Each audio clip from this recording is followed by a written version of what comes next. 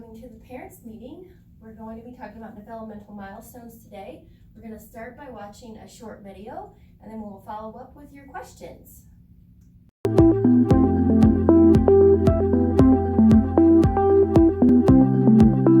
So, 9-month normal milestones. Some social and emotional normal milestones include the child may be afraid of strangers, they may be clingy with familiar adults, they may have a favorite toy or toys, they use basic gestures such as holding arms out to be picked up or waving bye-bye, they look for dropped objects, they play games like peekaboo and patty cake, they turn consistently when name is called, they watch the path of something that falls or the ball rolling back and forth, they look for things they see you hide, they put things in their mouth, they move things smoothly from one hand to the other. They pick up things like cereal O's between the thumb and index fingers. Some gross motor skills that they have is that they stand and hold on to something, they get into a sitting position, they sit without support, they crawl everywhere on hands and knees, and they pull themselves to a standing position, and they can transition well between sitting and lying. They have verbal language at this point. They can look around when you say things like, "Where's your bottle?" or "Where's your blanket?" They copy sounds that you make. They understand the word no. They make different sounds like mama, dada, or baba, and they use their fingers to point. Some fine motor skills that they have is that they pick up food and eat it. They can pick up small objects with 3 fingers and a thumb. They let go of objects intentionally, and they bang objects together. So what is abnormal in a 9-month-old?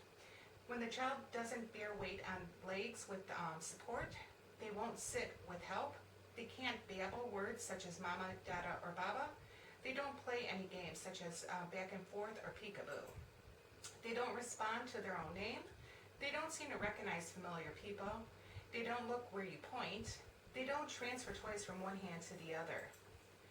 So what can you as a parent or caregiver do for the 9-month-old? You can pay attention to the way they react to new situations and people. You can try to do things that make the child happy and comfortable. And you can continue with routines. It is essential and crucial.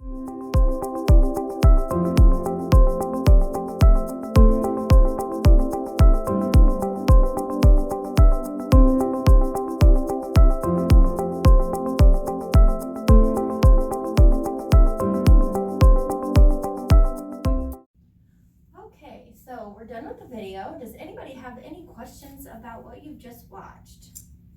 Is there any way I can help my child meet their milestones? Yes, that's a great question. So parents play a really important role in helping their child meet their milestones by doing normal everyday things like singing and playing, reading, talking with your child, and just keeping them safe.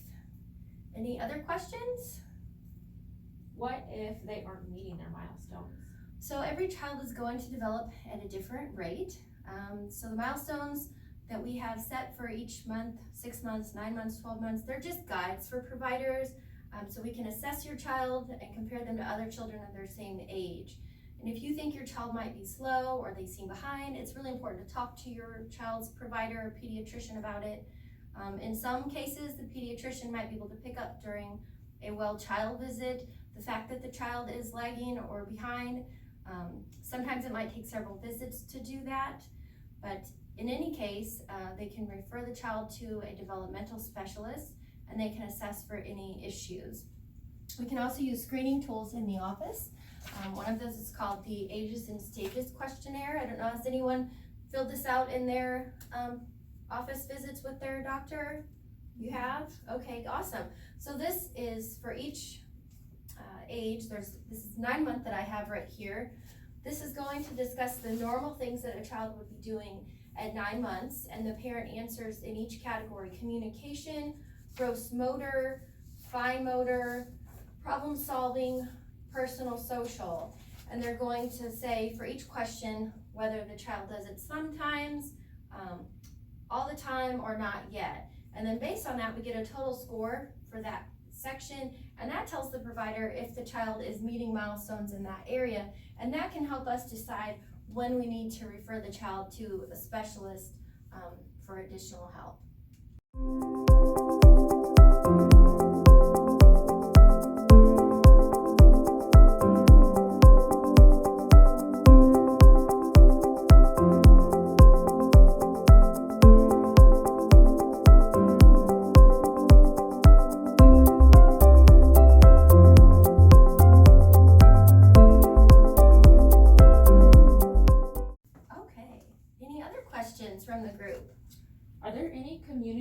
resources that, are available for us if we need help?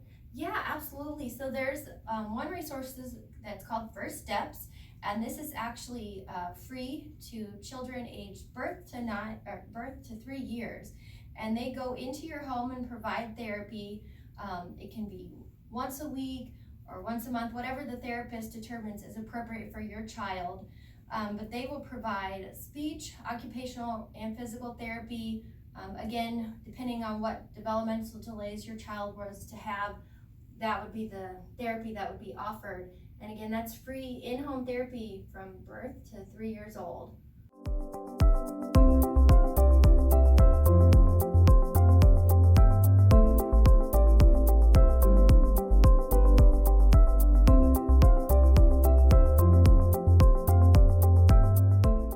Okay, do I need to worry if my kid is behind? No, you don't need to worry. Sometimes children just take a little bit longer to catch up and meet those developmental delays. So if a child is just temporarily lagging behind, we don't call it a developmental delay. Sometimes a delay can occur in many areas or just one. So it could be a gross motor, fine motor, language, social or thinking skills. Some children just, like I said, develop at a slower rate than others. They might be lagging and then suddenly they just very quickly catch up to all the other children in their age. Other times they need extra help, and that's where something like First Steps would be able to come into your home and provide them with that additional assistance that they need. Some screenings that are needed. What screenings should be done, you ask? You have the selective screenings, which include your blood pressure screening for at-risk children, your hearing screening for a positive on-risk screening question, a lead screening for your positive on-risk screening question, oral health for your primary water source, which is deficient in fluoride, and a vision screening for positive on-risk screening questions. Immunizations. At this age, there are no recommended immunizations required unless there are catch-up immunizations, in which you would consult your PCP or your primary care provider, or contact the CDC, ACIP, or the AAP website for the current immunizations needed to catch up with.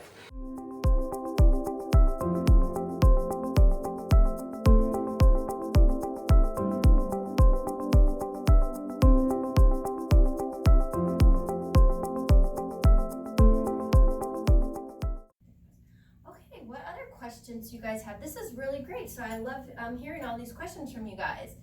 So my kid is a little behind. Uh-huh. Is it something that I did, or can this just happen?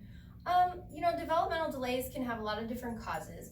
So sometimes it can be genetic, like if there's a Down syndrome or some other chromosomal abnormality, or it could be a complication of pregnancy and birth. So if there was any prematurity, or if there was substance abuse during the pregnancy. However, a lot of times we can't identify the specific cause for the delay in the child.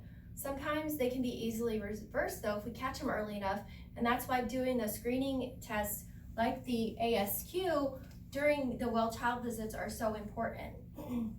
So other things that can cause delays, like hearing loss from having had chronic ear infections, those are things that we can correct if we catch them soon enough. But this is one of those reasons why keeping up on your well child visits with your child's provider are so important, because as great of a job as you guys do as parents every single day monitoring your child, there's some things that you just aren't trained to look for, and that's why providers go to school for 6 to 8 years. So we're trained to pick up on these things. So it's so important that you continue to bring your kids in for their routine well checks, and you come to parent night like this.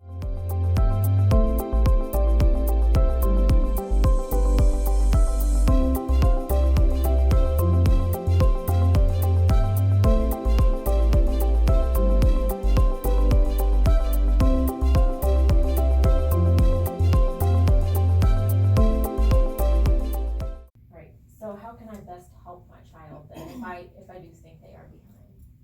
Okay, so if you think your child's delayed, the best thing would be to take that question to your primary care provider, or to a developmental specialist or behavior person, and have them do an assessment.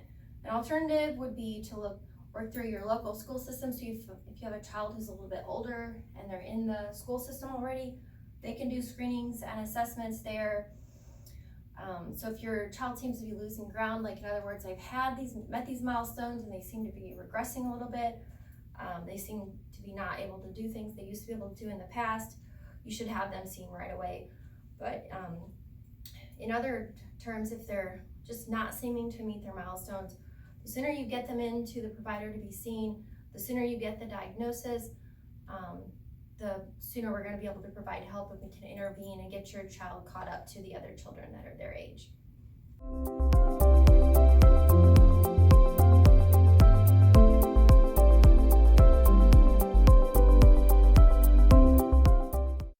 Okay, do we have any other last questions before we wrap up and watch the end of the video? Yeah, so my daughter, she's just above 9 months, just a few days, and she is not crawling, and I have a bunch of other friends who have kids about the same age and they're crawling. I mean, she'll stand up and she'll walk around, holding on to furniture, but she's never crawled. I'm just kind of worried since everybody else's kids are, but mine isn't. Would that be not meeting a milestone? Not necessarily. So she's pulling up, which is really what we want to see. And not every kid crawls by 9 months. So I don't think I would be concerned if I were you. When she gets up, is she getting up on all fours and kind of doing that rocking thing? Yeah, she does that. She just doesn't take off. Yeah, I think she's probably almost right there. So I really wouldn't worry. And honestly, some kids don't even crawl. Some kids go straight from, the standing up and pulling, or standing up to a standing position on the side of furniture or something, and they just go straight into walking. Some kids totally skip the crawling step. So we don't even really look at that as a milestone, like a marker that they have to meet. Oh, okay. Okay, so I hope that helps. Yeah, all right. So we're gonna go ahead and finish watching the rest of the video. And I wanna thank you guys again for coming. So this was really great for me. I hope you guys had a good experience. So some safe home environments, that includes burn, poisoning, drownings, falls, and abuse. As a child develops more fine and gross motor skills, it is important to review how to keep the home environment safe. Remember, no home is ever childproof, but parents, caregivers can initiate change to make the home safer. And this includes friends' homes, family homes, and daycares. Household products such as cleaners, chemicals, and medicines should be locked up, out of sight, and out of reach of the child to prevent any poisoning. Make sure there is no access for the child to obtain paint chip or chewable surfaces in a home that was built before 1978 because it may contain lead-based paint. Make sure you have the number to Poison Control or Poison Helpline that is posted in the house. Do not allow the child to be in the kitchen while you are cooking, unable to pay full attention, or eating. Watch your child closely and constantly when there is water near. They can drown even in a few inches of water, including use safety straps to secure dressers, floor lamps, bookshelves, and other tall furniture, including TVs, to prevent them from falling on top of the child when they are learning to stand and climb. Safety issues with the child. Death and spinal injuries are less likely for infants and young children who are rear-facing in the back seat. The child should be rear-facing to the highest weight or highest height allowed for rear-facing by the manufacturer. There should be a 5-point harness at all times on the child's car seat. The child should remain in the rear-facing car seat as long as possible. The child reaches the maximum height or weight allowed by the rear-facing safety car seat manufacturers, then they should be put in a convertible or 3-in-1 seat that is approved for use in rear-facing to high weight and heights. The child should always be in the back seat, which is the safest, until the age of 13. Do not start the engine until everyone is buckled in. Remember, your own safe driving behaviors are important to the health of your child. So use a seatbelt at all times, no drinking and driving, no illicit drugs, and never text or use a cell phone or use electronic devices while driving. Never ever leave a child alone in a car for any reasons, and never, even for a brief moment. Develop habits that will help prevent you from ever forgetting your child in a car. Always put something in the back seat so that you remember to grab something and your child. Always scan the car before closing it and locking it. Cracking open a window will not prevent heat stroke. So remember, children have significantly less surface area than adults and less ability to regulate the internal temperature or thermostat, which results in bodies overheating up to 5 times more quickly than adults' bodies. Let's talk about firearm safety. The American Academy of Pediatrics recommends that firearms be removed from the places where children live and play. Children are not reliable to be taught not to handle firearms, so keep them out of sight and out of reach. The best way to protect from injury or death from a firearm is not to have one in the home. So if one is necessary to have one, they should be stored, unloaded, and locked with ammunitions locked separate from the firearm. Remember, keeping firearms out of sight, out of reach of the child at all times. Child abuse. Child abuse can be categorized as physical abuse or neglect. It can also be categorized as sexual abuse, emotional maltreatment, medical child abuse, or failure to thrive. Some injuries you may see would be bruises, burns, fractures, bites, lacerations, internal hemorrhage, ruptures, or injuries that are not consistent with the story or not explained by the history. So primary injuries in abuse is head injuries, and secondary injuries are usually beatings or kickings. Some primary contributors in neglect is drownings, secondary contributors in neglect is asphyxia, and tertiary is MVAs. 1/3 of children affected by child abuse are under the age of 1. So what do you do if you expect child abuse? You want to consult with a specialist, but as a provider, if you suspect child abuse, you are required to contact the appropriate State Department of Child Services. For Indiana, the hotline number is 1-800-800-5556. How can you prevent abuse? Talk about the specific stressors in your life: unemployment, single parent, mental health, social isolation, and domestic abuse. Offer guidance and pearls surrounding handling situations such as potty training, colic, and tantrums. Identify available support systems. That is all I have, so thank you, and I hope this was informative.